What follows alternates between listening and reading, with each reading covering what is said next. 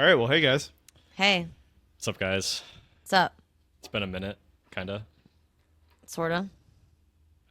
Um, We've been we got a lot summer to, maxing. yeah, we got a lot to talk about. But before we talk about all that stuff, I have a question for you guys. Hit me. So we're in the middle of summer, and don't tell me the summer is almost ending, 'cause it's not. We got plenty of summer left. Sorry. But I think that whenever it's not summer yet, or it's almost summer, everyone has all these things that they want to do, and these things that they say that they're going to do. And now that we're in the middle, it's, mid-July. What is something that you said you were going to do, we haven't done yet? I feel like I've done a lot of the things that I wanted to do. I like to not hold myself to super tight timelines and to-do lists anymore because it stresses me out. But like, I wanted to go to the beach a lot, and I did.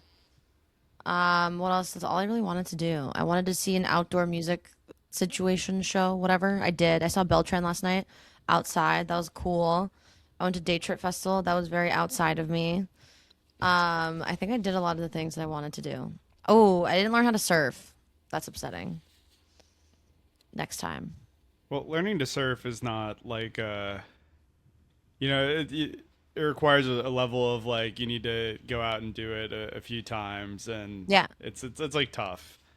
And if Yeah. you don't like own equipment, you have to like rent it. Like I wouldn't be too hard on yourself for not learning how Yeah, to surf. that's a pretty big, task. That's a I lot to know. do. Like yeah, that's something that like people base their entire personalities on. Just I like wanted to being a join a beach surfer. volleyball league, and I did. So Nice. Dude, so check. you have been summer maxing. I've been summer maxing. My beach volleyball league is not great. We have lost like almost every single game. I think we're like second to last in our whole league. But it's about having fun. Yeah. Are you having fun? I'm having a blast. Great. Nice. What about you guys?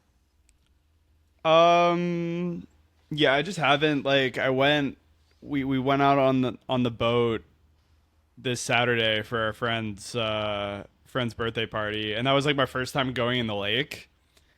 And What? I think like yeah, I haven't been in the lake this summer yet. Oh, I thought you meant ever. No, no. Oh. I used to go in the lake all the time, but I've moved further away from the lake, and it's been tougher to get over there. But I think that's my main thing is like I want to get to the lake more because I haven't been doing it as much. I haven't been to the beach. I haven't played any like outdoor sports, which I really enjoy to do. So like I'm like not quite summer maxing yet. You should set a goal for how many times you want to jump in the lake. 10 times. Oh, okay. Well, you did once already, so Yep, nine more. damn. All right. All right. I'm getting on a tight schedule for the rest of the summer then.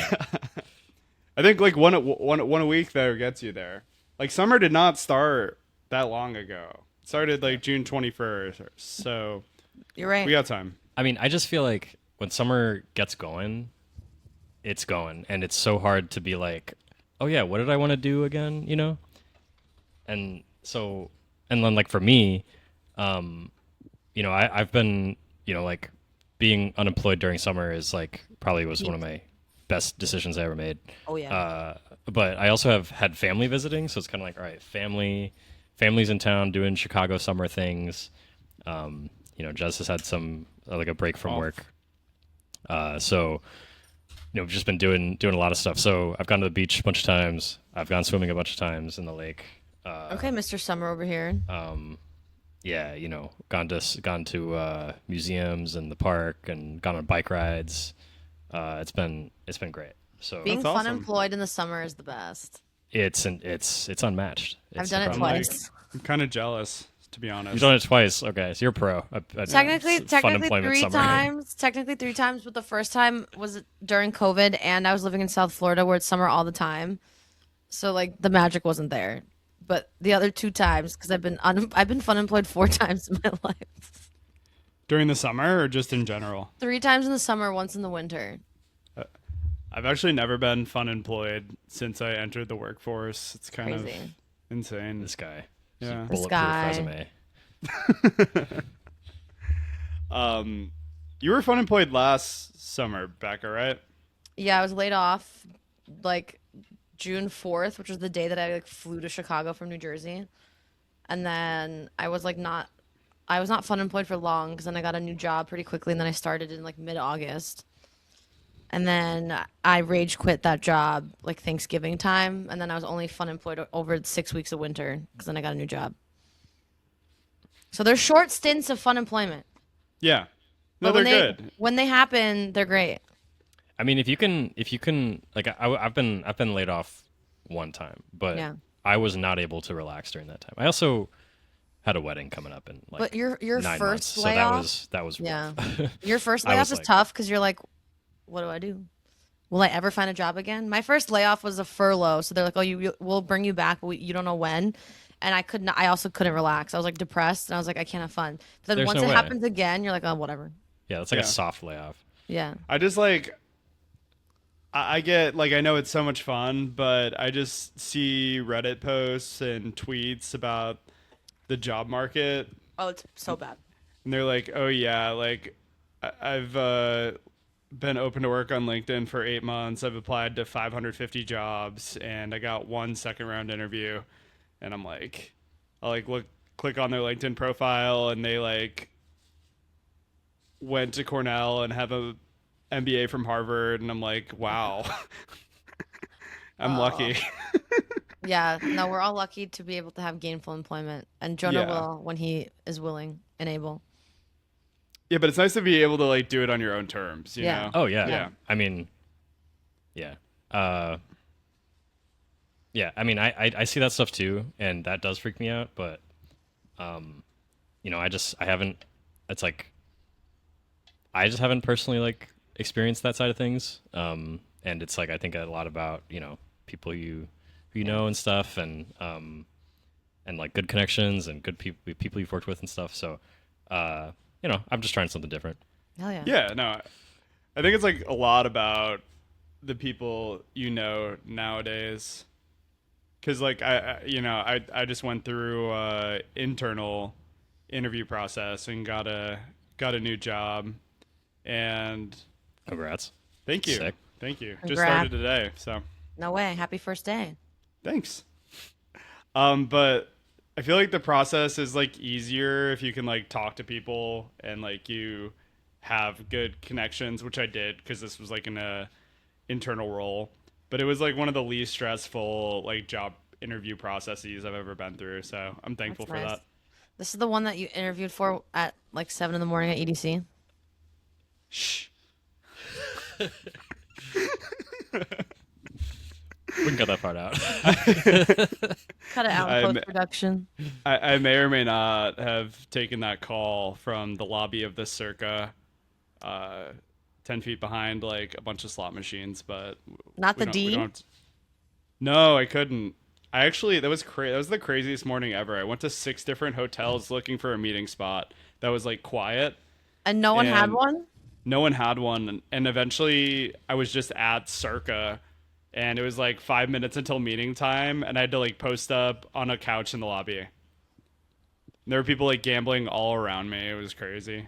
That And is like people like crazy. smoking cigarettes next to you. too, Yeah, right? yeah. People. Dude, that just convinced me that Las Vegas is just like, I mean, I already knew it wasn't a real place, but it's just Yeah. convinced me that it's more just not a real place where people do. Yeah. They Las don't do any Vegas real feels like stuff. a liminal space to me, if that makes sense. Like it just doesn't Yeah. feel like it should exist. It makes no sense to me. So listen to this. That morning at like 5 a.m. I go downstairs, and I go to our concierge, and I'm like, "Is there a business center here?"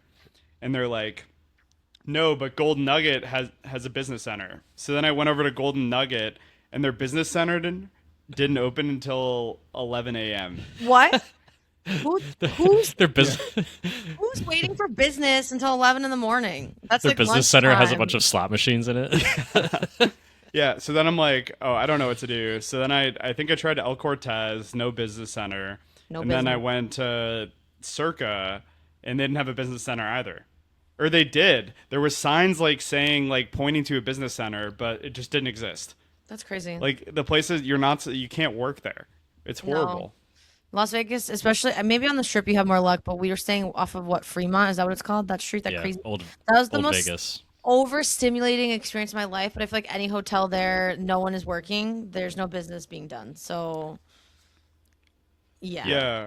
that was ridiculous. Mika was just telling me that she's about to go to a bachelorette party on Fremont Street, and it's Oh just on my Fremont God. Street Oh the whole my time. God. Oh Oh my man, Yeah. God. oh boy, Oh boy. dude, and those like bars that were just like past the rooftop thing. Yeah. It sounded like they had like EDC sized stages in there because Yeah. it Yeah. was It's so loud. loud, Loud. so loud, even from outside. I was like, damn, that was insane. No, it's That was crazy. insane. Anyway, Anyway, so Trevor, you went to Electric Forest a couple weeks back. Yeah. Want to give us a little recap, a little bit of highlights? Yeah. Um, Honestly, I thought it was, in my time to go into forest, I think it was like one of the best forests I've experienced yet, which is it was a little surprising to me because of I always have concerns when things are like really sold out, like forest was this year, and having gone from like a really like not sold out forest to really sold out forest, I was like concerned about that. But there were also a lot of things like working in our favor, and I was like, having been so many times now, I'm feeling like really in the groove with things, and the more you go, the more you know. So dude, I was watching just like earlier today. I was watching the Jekyll the Wicked set, and like the atmosphere there just looks insane. I mean, at that stage, the honeycomb. is that the honeycomb? Yeah. Okay. I mean, I know it was at 3 a.m. and I think that's just such a wild time for anything at any festival. But, I mean, yeah, it just looked like the energy looked incredible, and all the stuff and all the like floating, orbs and stuff like that. We had a lot of anticipation for that set because we had just had a few like disappointments that night. Pretty mild disappointments, but like we went to go see Grizz, and Grizz was, of course, like the most mob set at the entire festival, which is like one to be expected. But we ended up like leaving Grizz, and we were kind of like wandering around the forest for a while, and this was like one, and I think we were like exploring for a while. We hadn't heard like a ton of good music that day, but that set like was the pinnacle of Friday. It was such a cool set, like such great energy. The music was like top notch, and we missed like Nikita the Wicked and Jekyll and Hyde solo sets, so it felt like a good mix of both, kind of like the best parts of both artists, and it was just a really cool, unique back to back. It was fun. Hell yeah. Yeah. Yeah, I mean, you proposed like going next year and just kind of sending it, and I'm pretty down. I feel like I'm pretty convinced. Yeah, I mean, I heard about it on this podcast a little bit. It's a great event. There were a lot of things like working in our favor specifically this year. One, it was like the coldest forest, one of the coldest forests like on record. Like that's shocking.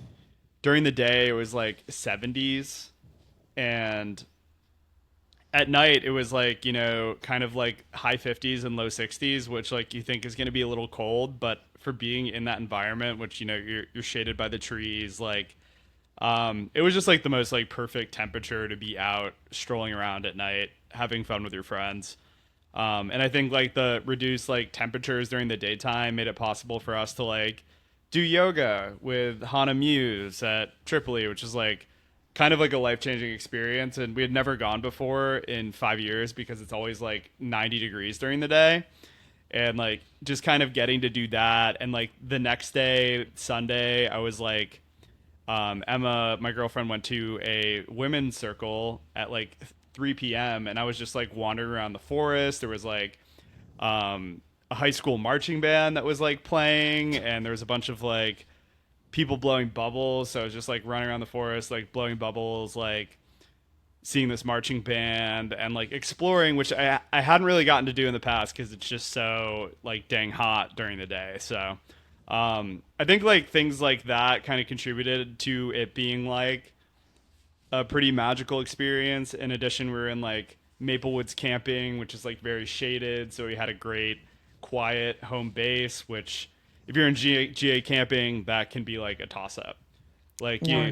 you walk through GA camping on any given day, and every campsite is playing rhythm all the time. I mean, it's like a war zone free for all in GA camping. Yes, it is. From what And I know that's not just at Electric Forest. I think at a lot of places, like music festival camping can be a free for all. So when you like control for some of the variables and you don't camp in GA, like you can really maximize your sleep, your fun, your enjoyment. I mean, one of the best parts about camping in Maple Woods is every morning at 11 a.m. they would do sound check for Ranch Arena, and like the sound was like kind of clear. So like, after going to bed at 4, I would get woken up by sound check, and it would just be like having like a semi-private like Grizz set, or like Kalina Xanders did her sound check, and like it was like the perfect time to wake up. So you'd have some music going from like you get like a sneak preview of the sets, and like given the fact it was so late in the day, it was pretty cool. So That's pretty cool. That sounds awesome. Yeah, little Grizz alarm to wake up. yeah, I know, but like there's nothing there was nothing about this year, and like honestly, the part that just kind of breaks my heart is like coming home from Forest and having like one of the best weekends ever, and then hearing about, oh, Electric Forest needs to be canceled, like this happened. It's and evil. yeah.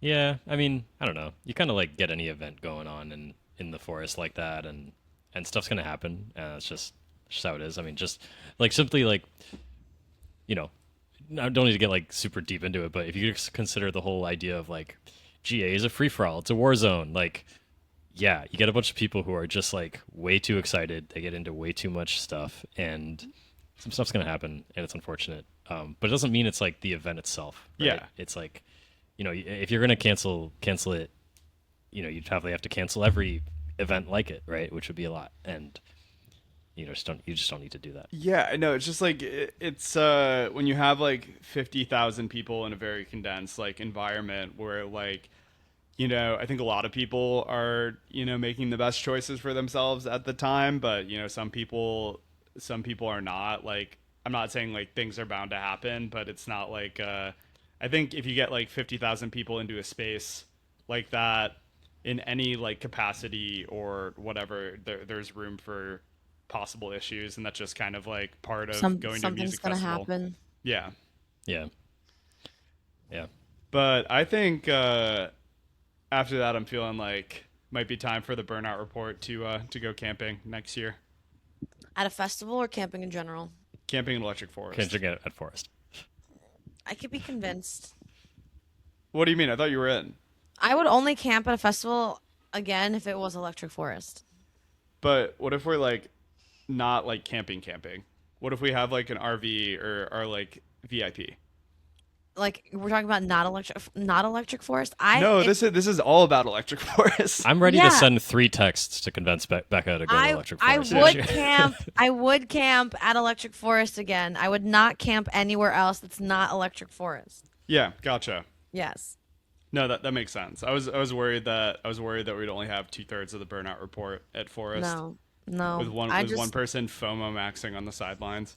All I do lately is FOMO max. It's like heartbreaking. Yeah.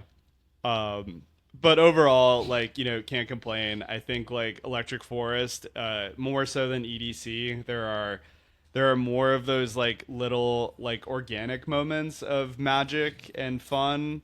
Whereas like to EDC that happens, but it feels a little manufactured sometimes, I think, with Yeah. EDC.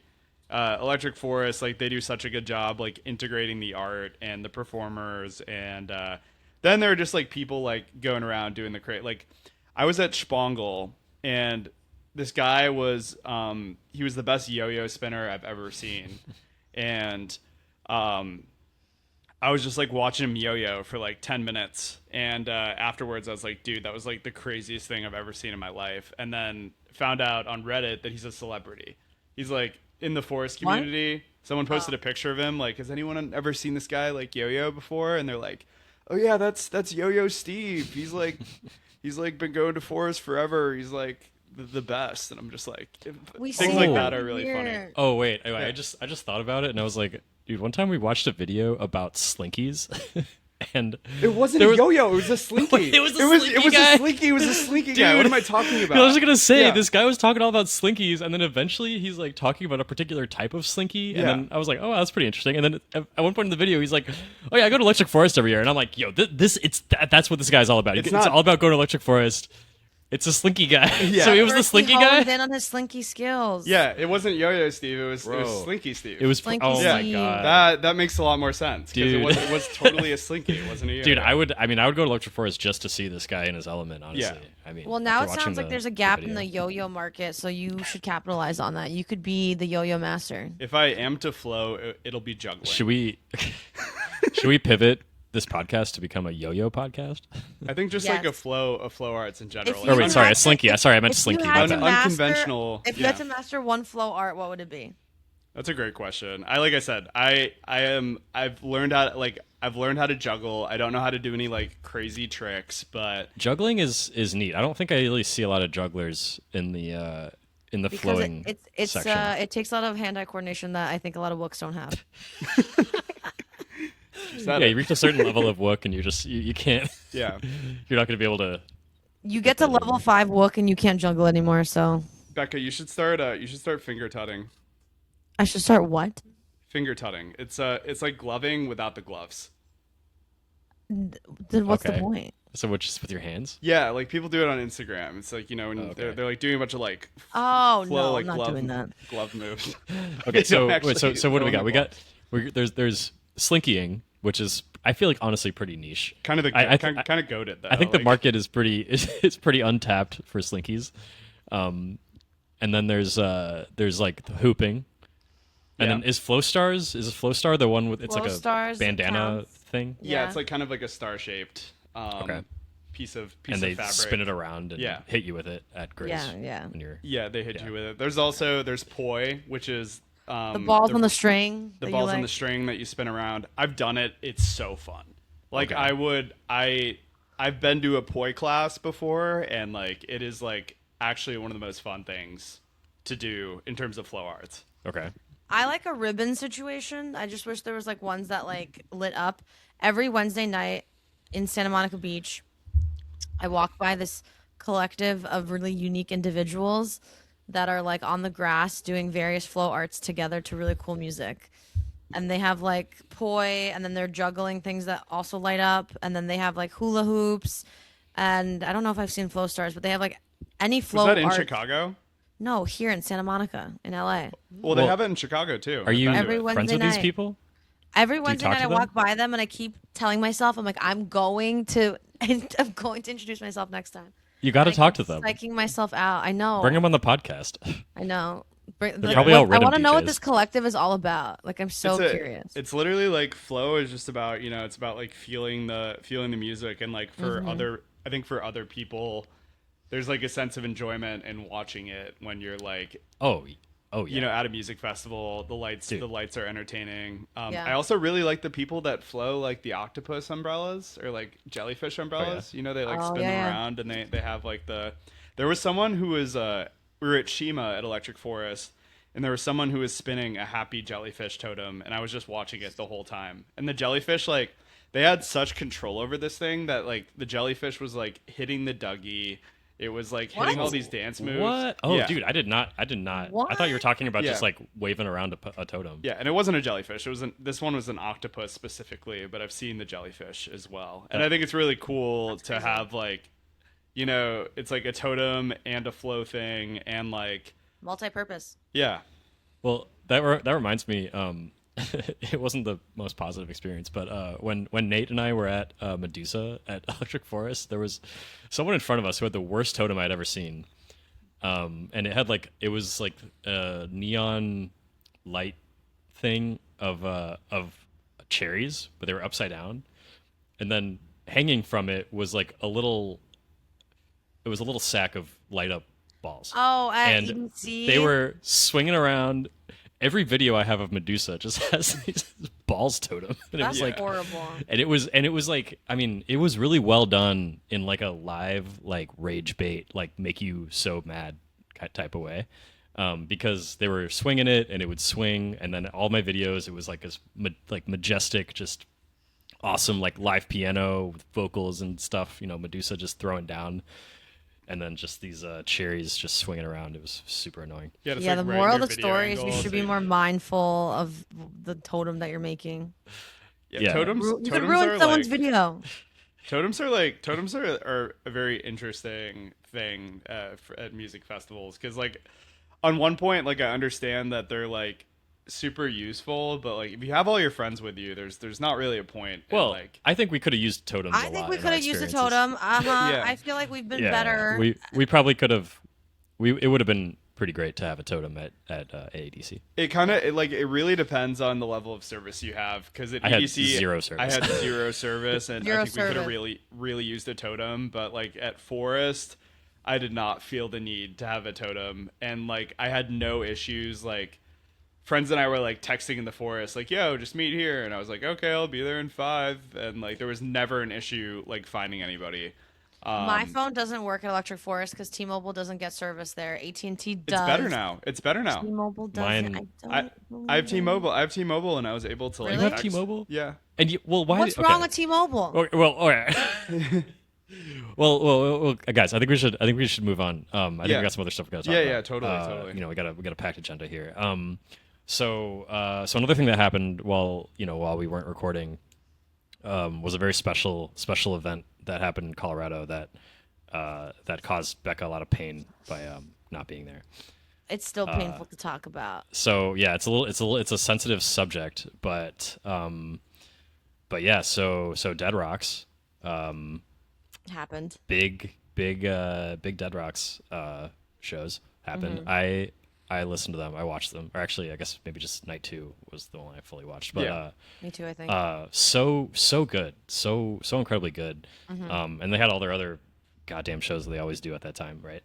Mm-hmm. But like, you guys have been to these things, right? So like, Yeah. is Dead Rocks like, is it all about Dead Rocks? Do you need to go to the Mission Ballroom show? Do you need to Yes. go to the Jamboree? Is it No. all included in one big thing, or No. okay?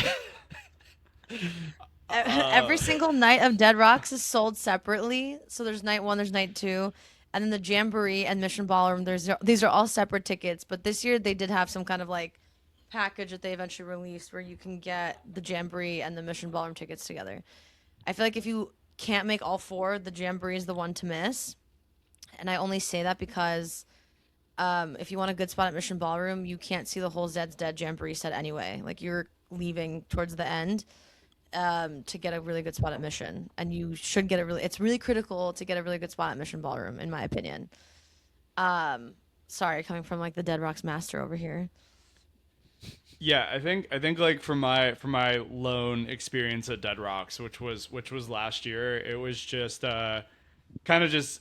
And I know this is gonna sound crazy, but it with the production they bring to it, it kind of blows a normal Zed's Dead set like out of the water. It is the best. If you're a Zed's Dead fan, even just like not, you could be a casual Zed's Dead fan. You don't have to be like crazy like me. You like them enough that you like would see them at a festival. You should see them at Dead Rocks. Like, it is like the culmination of all the things that they're about to be showing everyone the rest of the year. Like, it's like them like announcing it pretty much and like bringing it all to life for the very first time. And then you'll see pieces of the Dead Rock sets as you continue seeing them throughout the rest of the year, which is sad because they're going to on a hiatus next year. But like you catch them at Dead Rocks and you get all these like really magical moments that then they'll pull into like a festival set. They'll bring into like Dead Rocks or sorry, Dead Beats events for the rest of the year. Now they're taking a lot of this on tour because that's their tour started at Dead Rocks. So it's like the most magical way to see Zed's Dead. It's like their flagship like showcase of everything. For sure. Yeah, and they're also 2-hour sets, which like with Zed's Dead, I feel like They deserve. they deserve it. They the one set I saw at Dead Rocks, 'cause I went to the one Dead Rocks night, and then I went to the Mission Ballroom set. Felt like a movie. It was like a full blown like movie experience with like all these Zed's Dead things that I know and don't know like weave together so perfectly. They went into like a 30-minute interlude of like just some like hip hop stuff, which That was was really cool. cool with all the the samples and the music videos that the samples were pulled from, like going on. It was just so like perfectly like weaved together. And yeah, it was like my friend's first time at Red Rocks, and I was just telling him like, you're never gonna get it this good. This is gonna be your first best Red Rock set ever. Yeah. He's spoiled now. They literally do put on a movie. Like it's like a 2 hour long film that they've pieced together through like visuals and sound and like the full production.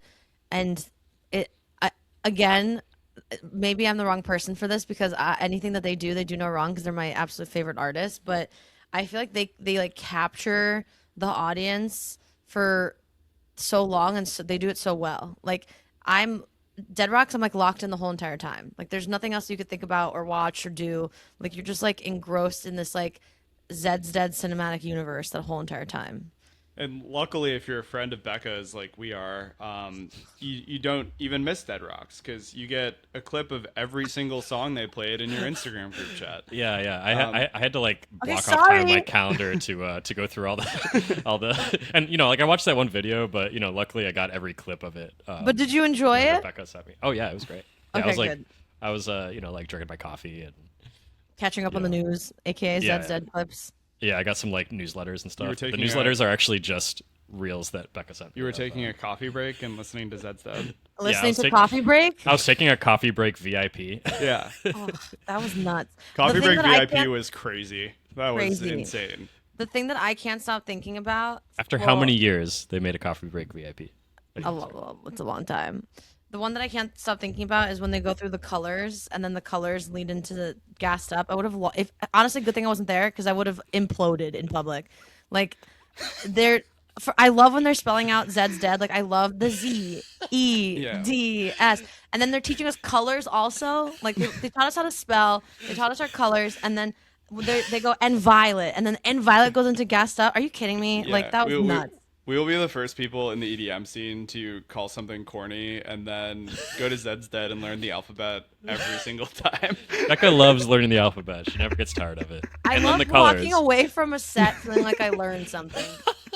I mean, they probably got to teach you like math next, maybe Yeah. some, Arithmetic. maybe some geography. Maybe some No. Spanish. It's great, and I'm so happy. Even though Jonah, we didn't get to go to Dead Rocks. Like that hour long Zed's Dead set at Beyond Wonderland was still like so good, but it's just like it was crazy to me to like experience them like crank it up another level. Oh yeah, no, I mean it's like yeah, I think it's I was really curious to be like they like after having announced so many shows and just like playing all these shows for so long as like this constant normal thing, and then being like, okay, so now there's an end to it. There's like there's a break, there's a hiatus coming up, and to see what they did with that, and they didn't disappoint. They still showed out. Yeah, The break is not forever. I know, it's a break. I said end, but it's a break. But Yeah. but Becca, you had a like a ranking of Zed's Dead show types that I think you'd like to share with our listeners. I do. all right, The yeah. best way to see Zed's Dead is at Dead Rocks. That is like the number one. That's like you gotta go. You have to see them. Number two is then to see them on actual tour. Like it's them on tour. Like last year, the Return to the Spectrum, it's the Return to the Spectrum of Intergalactic Happiness. Like, and then the tour that followed, and then now also the tour that's gonna follow this one, this album release, the Return of the Return. Then third, I think I said was a festival set. There was something in the middle, right? That I'm missing. I think too. Afters. I think like Oh, the you know, Mission Ballroom after. Oh no, Club Set. Club Set goes in here.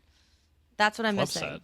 Yeah, so like a ZZ Afters, a ZZ Club Set where they're like, I don't want to say that they're fucking around on the decks because they're really not, but they're like having way more fun at an afters that they are at like an actual tour stop or a festival show. They're just like they mix in a lot more things that you've never heard from them, and they get like they do crazier shit at an afters. So that's like a fun way to actually see them like actually DJ artistically, if that makes sense. And it's like very unexpected, and no afters are the same. Like people are always like, oh well, their festival sets are recycled, and it's like 90% the same thing, blah blah blah, whatever. You'll never get that from a ZZ Afters experience. You'll never hear that again. Like it'll never happen again. I mean, I think the going back to the point about the tour is like I think in one of our first episodes, I was like, what the hell is the difference between them playing a bunch of shows and then having a tour? Like, what's the difference? Because they're playing a bunch of shows all the time anyway. Yeah. But seeing the production they have, I think Yeah. they had it for Mission Ballroom and for Dead Rocks, and also for like their. I guess it's just for all their tour shows. They have this like production, right? With like TVs. the no, that was for their last tour. For Oh the, yeah, but in for general, their like an current example. tour, Yeah, yeah. they have like the satellite dish, and then they have like another thing. Yeah. I mean, well, Becca, you actually sent us a reel that explained the whole thing, and It was so cool. that's what I was referencing. Yeah, yeah. So they built that whole thing, and it's like this whole, so like now I'm basically saying like I understand it. I understand what the tour show means now. Oh yeah, I'm excited to see them. Seeing them on tour this Saturday in New York City at Forest Hills, and it won't make up for me losing or me not being at Dead Rocks, but I'm hoping it comes to a close second. I'm so excited about it that I can't speak normally. Obviously, I'm like tripping over my words, but I'm really excited. I love them. I haven't seen them in so long. I haven't seen them since Dead Beat Chicago. That's a long time ago. That's a long time. Is that like the longest you've been without Yes. that Dead show? And Since Yeah. introducing Zed's Dead into your life. Yes, it is the longest I've ever gone without seeing Zed's Dead, minus like COVID happening. do you even remember all the words to Gassed Up? No, I had to look them up recently. You can look at my search history. I've looked up Gas Up lyrics in the past week. Yeah, you got to be ready. You can't be going into your first Zed's Dead show in a while like unprepared. You need to relearn the homework. alphabet, right? I have homework I need to do. I have to study. I mean, you might want to study up on like the spelling and the colors too, just Because they're gonna quiz me. Because it's gonna, just to review, just to be ready. I am. And this, I gotta and this, get ready. folks, is why you don't listen to EDM. Like, Yeah, like what are you even talking about? yeah, Listen to this conversation, then you'll never want to listen to dance music ever again. yeah. There was a thread I saw on Threads that was like thread on EDM. Threads? Yeah, it was like electronic music has no rhythm, no soul. It's like made What? it's just for people on drugs. And I like responded to it, and I was like have you ever heard of like Zed's Dead, or like have you ever listened to like house music before? Like, and obviously they had no clue who any of these artists were, and they were an artist themselves, so I didn't want to like be like super judgy or like hating, but I'm like, there's so much soul and so much like rhythm and so much like cool stuff going on in dance music. From like, if you're an outsider to dance music, like there's so much cool stuff going on in it, and I was like, Dude, it's just like a sad way to start a thread. Oh, yeah. I It also feels think, like I really also think honest there's so rage many bait. pockets. There's so many pockets of dance music. Like you don't have to like dubstep to like dance music. You don't have to like techno to like dance music. oh yeah. Like there's something. I truly believe that there's something for everyone. I mean, so speaking of that, I did not see Chris Lake this weekend, because Womp womp. money, but dude, his album, Chemistry, right? Isn't that Fire. the Yeah, album? yeah. Dude, so I just can't stop listening to the album, and I'm like, man, So good. like this album, it's just a bunch of like right? Like that's it, right? But it is incredible, and I could listen to it so much. I feel like I could show it to anyone in my family. I could show it to anybody, and it would be like, this is like so good. It is just pure. What's like, your favorite good track? music? So Sahara. Mine's Savannah? Savannah. Savannah. My favorite. Yo, so funny story. We were just at Chris Lake on Friday, and that was like the one song that. So I was with Emma, and she was like, that song came on. She's like, "Oh my god, like what is this song? I need to like save it." And I'm like, "Oh, it's Savannah." And It's such a banger. it is one of the best tracks on the album.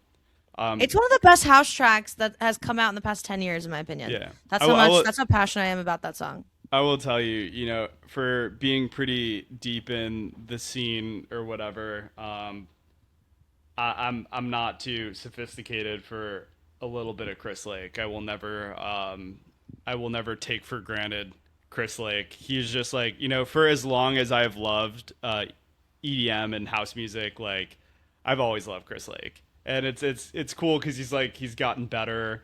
He like rips out a track a day on stream. I don't know. Have you guys ever watched his streams? No. No. He will just put together like the best house song you've ever heard in like 15 minutes, and then he'll Wow. just like dust his hands and be like, it'll be coming out next week. And he'll go on threads and he'll be like, anybody who listens to this music is stupid and is Yeah. on drugs. Yeah. And then you respond to him and you're like, have you heard of Chris Lake? Yeah. Have you That's ever so heard of crazy. I think of Chris Lake. You know how like we'll say Space Laces makes dubstep 2.0 Yeah. and like 3.0. That's how I feel about Chris Lake and house music. Like I feel like he does like house music 2.0. He's Yeah, like he's mastered. It's just insane. He has mastered his craft, and it's like a totally different craft because Space Laces is just like in the lab, like creating the crunchiest sounds you've ever heard, and like has all these like technical things. And I think Chris Lake is more of just like a mastermind of like the arrangement of a house track, and he knows how to like keep things interesting. Nothing ever in the songs is too complex. But the way he arranges things, like I've listened That's to the the Chris beauty of Lake Percolator remix like Oh my 60 God. times in the past week. It's just been like every time I'm at the gym, every time I'm studying, and like the thing that stands out to me is those little like piano hits he does in like the middle of the drop that he does in the Yuma as well. But it's just like it's so unexpected, but it works so well. And I'm like that's something that only like someone who's been doing it for as long as he can like think of. It's Yeah. just Yeah. but man, he is good. He's groovy. And the other thing that's like burned into my head right now is the Chris Lake and MPH unreleased remix of Crazy in Love. Ooh. It's kind of got that like new Skrillex techno thing going on. And Is I it just on remember SoundCloud? no, it's like totally in the vault. Oh, I have not even been able to find like a good quality recording of it online. So I just have this like damn. 16-second video on my phone that I just watch 2 times a day. To get the fix. To But get the feeling again. Yeah. yeah, it was like 10:30. It was like 10:30. He was going until 11. We were like getting ready to leave a little early, and then that came on, and I'm like, just hey, like wait a second, and then heard the drop, and I was just, in the back of the crowd, just running around. It was one of those like, man, this is. I love going to a set and hearing, even if it's only like 2 or 3 songs that like blow my mind and give me a new perspective or a new groove or something. Like that's so important to me. And Chris Lake was totally on his game doing that at Navy Pier. So I've had a little bit of like a thought of some points of like, not really being able to get into house music and just kind of thinking it's, definitely just thinking it kind of sounds a lot of the same, kind of repetitive, which some artists I think, do sound like that no matter what, for me. But like, I think recently, with EDC, and with like, just going to a couple of shows and then like getting into like just more of this kind of like, just like legitimately like, it's like dance music. I have like so much more stuff to listen to now. And I think for me, it comes from like hard house and, like the Kedema side of things. And also like some of the trancey techno stuff.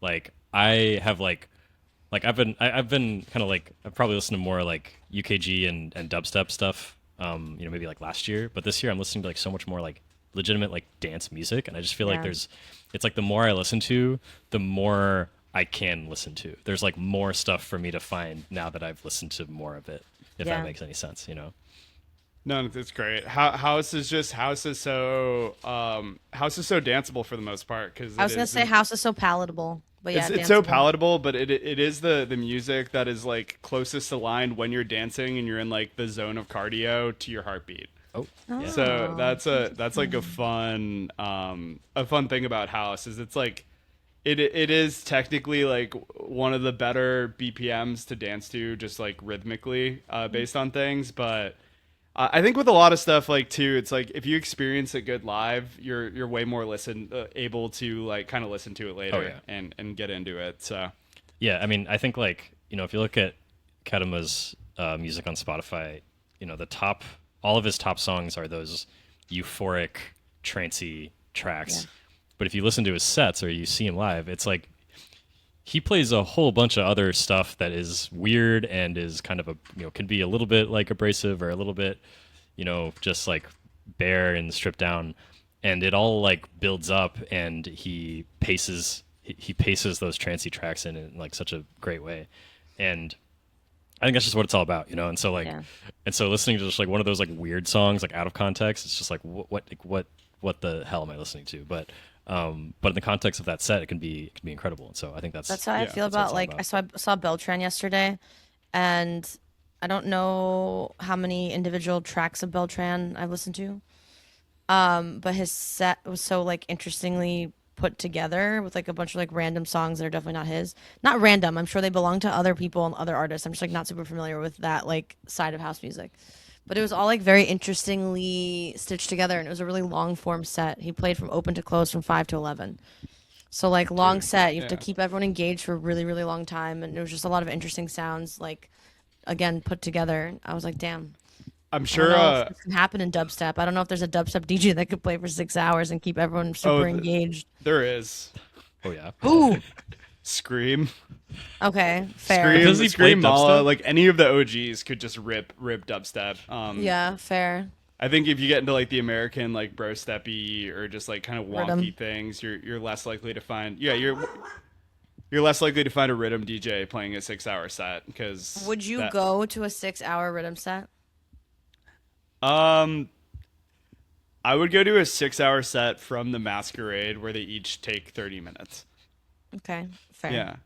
What was I gonna say though? About Beltran though, because I saw him on New Year's Eve and I was like, I was blown away by like his pacing and crowd control, and I thought it was just like the ultimate. Like, I had to fly to San Diego to go see Skrillex in like 4 hours, and Beltran really gave me just like a healthy set to go to, where it was just Yeah. like it was some dancing, and then there was like some really cool interlude where I was like hanging out with friends and meeting strangers, and then like drew you right back in. But talking about like Beltran, he's also one of the guys with like some of the most like I think Beltran has probably like 24 hours of unreleased music. Like he just has a vault of stuff that you could play a track at any given set that like no one has ever heard before. That's like his, which I think is pretty cool. That's cool. Trevor, is Beltron like straight house, or is it some other subgenre? So he'll play some house, but he also has some like cuts that aren't like explicitly like four on the floor that have like kind of like an electro or like two-step beat.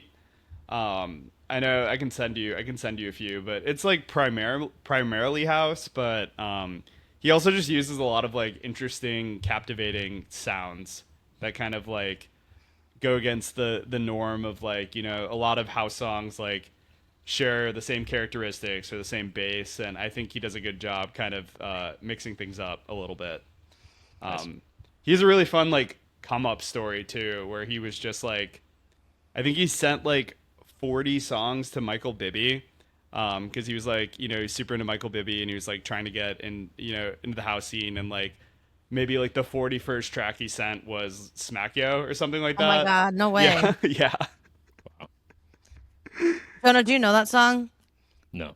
Did you Okay, get your- that's your homework for after this is you just have to listen to that song.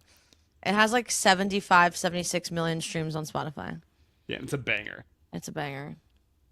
Like Rufus the Soul, I remember played it at a What? Burning Man DJ set at at Burning Man like That's last crazy. year, and they mixed Interbloom into Smack Yo. It was like the craziest transition I've ever heard in my life. That's crazy. Yeah, See, like, I'm just does see Beltron doesn't have any albums. Albums. no, Which, like, I'm not saying like he should have albums, but I'm just saying that like, I just wanted to highlight that, like these artists, like, they don't need to make albums, right? Like Beltron clearly can book an amazing event and is Play like for a hours. legend and play for hours. Obviously has all this talent, and it's like he doesn't need to make an album. That like the music scene is different now, where you don't need to make albums. And I'm saying that's interesting, and on the one side, and on the other side is that when there is an album that you can actually listen to as an album, that's like Yeah. a nice length, like 45 minutes, yeah, Yeah. and you can just like, it's just a complete like thing. It's amazing because I didn't start thinking about this until recently because I think you had asked like what other yeah, like like what other dance music albums do you find yourself coming back to all the time? And I was trying to find like any house albums, and there's not like all the DJs that I was thinking of. That I would look and they're like they haven't released an album. Like Mao P doesn't have an album. Like to your point, Beltran doesn't have an album. Tiga hasn't released an album in a decade. He finally released one earlier this year. And it's Like awesome. yeah, Chris Lake. That was his debut album. Chemistry was his first album. He's Yeah. been doing this forever. That was his first album. Yeah. Like I never thought about that until you brought that up. I was like looking through all these people. I was like, oh, they don't have an album. They don't have an album. Chris I'm- Stussy had like a million IDs that he was sitting on. He just put out an album. Yeah. Yeah. Yeah. It's interesting, isn't it? I mean, I before I listened to a lot of like electronic music, I listened to a lot of kind of like indie music, Yeah. and albums are just like the The Bible. currency, you know? It's like Yeah. the transaction of I'm going to listen to this album Yeah. front to back, and I'm going to like take my impression of it, and they can have their different sounds, their different albums. And so, you know, you sit and you consume an album. And yeah. And so, and then it's like, you know, I mean, and then I learned about like mixes and DJ sets and stuff, which is great, but it's not the same as an album. I think an album is a little bit more, I don't know, permanent. Yeah. It's a little bit more of Yeah. like a set thing. It's more like re-listenable, more times, but Yeah. I'm like so pro the albumification Albumification. of electronic music. I think it's such a great way to and I think I've talked about this a lot. We have totally like screwed up the balance of like short and long form enjoyment of things. Yeah. Yeah. And I think like one good album makes up for like 10 hours of just scrolling through reels and yo, check out this new like dubstep song. I'm gonna show you like 10 a 30 seconds of the second drop. clip.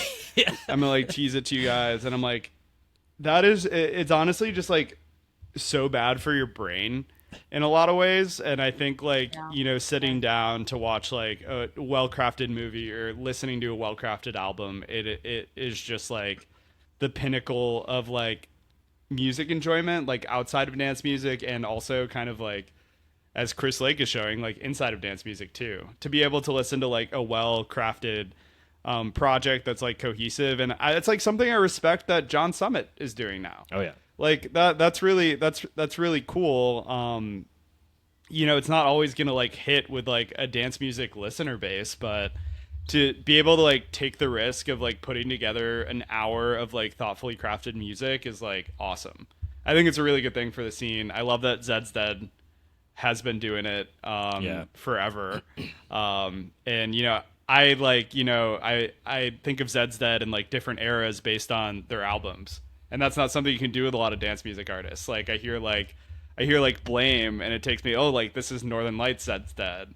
Or, you know, hearing something new, and I'm like, this is Return to the Spectrum Zed's Dead. And like those eras are so marked by like stylistic choices and like visual thematics, and it's so cool to be able to have that like association. It's just like another layer deeper of enjoying and listening. Yeah. And you know, speaking of Zed's Dead, bringing it back to the back. return to the return. Yeah. The return of the return. Dude, I mean, even on that like interview they did on that news thing, which was kind of like, was that bizarre, by the way? Like, Super No, bizarre. why bizarre? I thought it was such good marketing. They have such weird, interesting, different marketing tactics. It's like like how- it's like good bizarre, right? Yeah, no, I it's- think it's like good- I no, think it's it's like good great bizarre. listening. Like, you know, I've never seen Hook smile before that interview. well, he had sunglasses on during the interview, which was So- But he still smiled a ton. oh yeah, I I've mean, never. he was heard just him being talk a guy. much. Yeah. He was just Love. being a dude, you know. Just being But, being a dude. But yeah, but anyway, but my point in saying that is that he specifically said, he's like, this is an album that you listen to front to back, which like, of course I'm gonna do that anyway. But I love that he said that, and I love the album.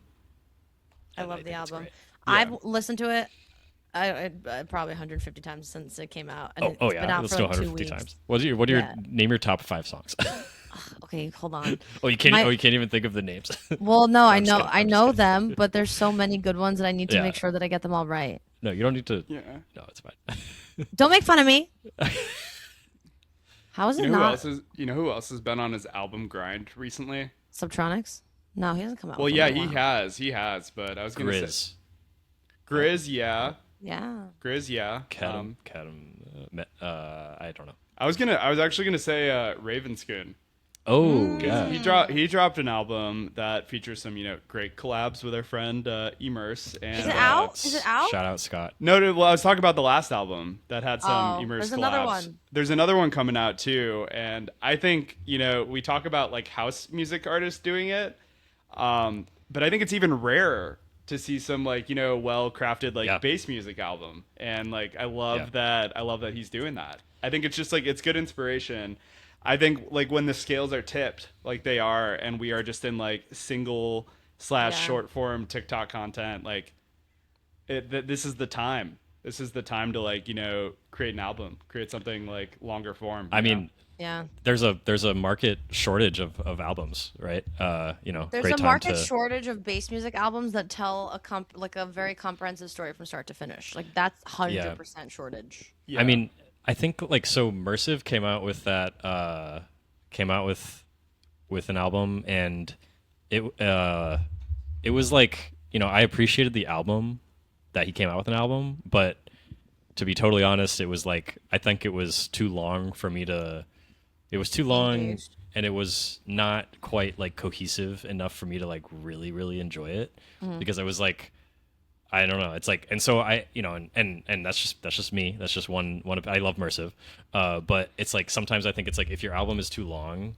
then you're not getting that like value of the album of like you just have this like front to back thing that you listen to. Or the replay value, which I Yeah. like love. Right.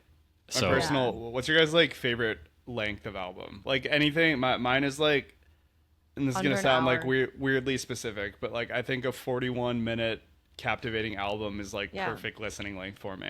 I'm more of like Yeah. a 47-minute guy, Yeah, but totally. yeah, I'm a 49-minute. Yeah.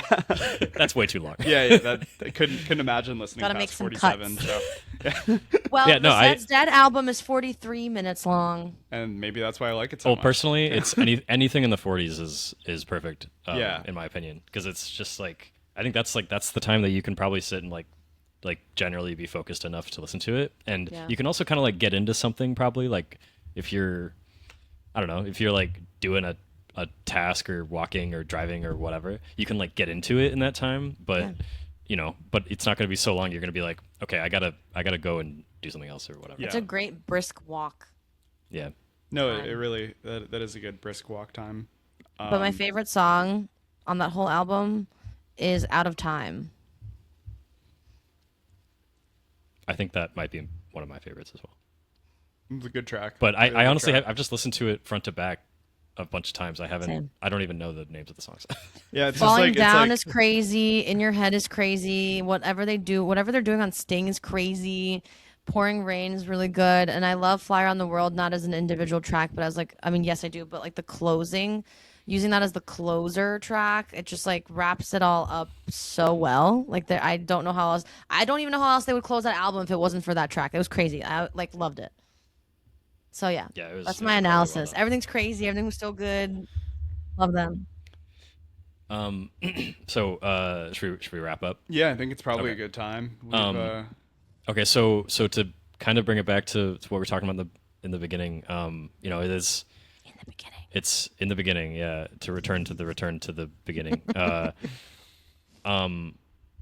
What's something that you guys are gonna do before the end of summer? Like you got to say it now and commit to it. Becky, you first. I have to, I don't know, man. Throw a pool party at my apartment. Okay. I'm waiting for the party full. Something to do before the end of the summer. You have to jump in the lake 9 more times. You're gonna I do take have to on jump- something else. I guess that was kind Yeah. of I do have to jump in the lake 9 more times, but the thing I'm like most looking forward to doing this summer is like reestablishing some sort of like schedule habit thing going on. I've been music festival maxing and like travel maxing, and I have like a 2-month stretch in my window on my calendar where I'm like gonna be in Chicago, and I think like I just want to be outside, go on walks, like have some sort of routine. I'm not like giving up dance music or anything, but I do want to be like I do want to reestablish flow state. I feel like it's been broken by all this travel, and I'm excited to Yeah, it's been broken by travel. It's been broken by the World Cup. I've just been watching World Cup games all day, and Yeah. I think I'm ready to just kind of reestablish a good schedule and enjoy Chicago. I haven't been doing enough of that, so So you're gonna take a break from electronic dance music, is what you're saying? no, Oh, okay. Yes, Oh, yes. sorry, I thought no, that's I'll what be you were at talking Smoke and about. Mirrors this Saturday probably. Oh, fun. Yeah, Well, dude, I mean, we've definitely made it a point, like, because of like having such bad FOMO in the summer, it would be like, okay, we have to like stay in Chicago for Yeah. like most of the summer. So I feel that. For me, I feel like I feel like I got to go to a rooftop. Yeah, you do. Again before the end of the summer. I think you do. That's or a good goal. A couple more times. yeah, it's Yeah. a really good goal. Yeah, I think I've been to a couple, but I need a little bit more. You gotta get before those the- numbers up. Yeah, I gotta get there. All All right. right. That was a fun chat. Anything else? If you have an EDM album that you love that you always come back to, let us know because I need more ideas. I need more albums to listen to. Yeah, drop your favorite dance music albums that are between 40 and 50 minutes long in the comments, Specifically. and also whatever you are promising yourself to do by the end of summer. Bye. Thanks for listening. This is Bye. the Burnout Report. The Burnout Report. See you guys next time.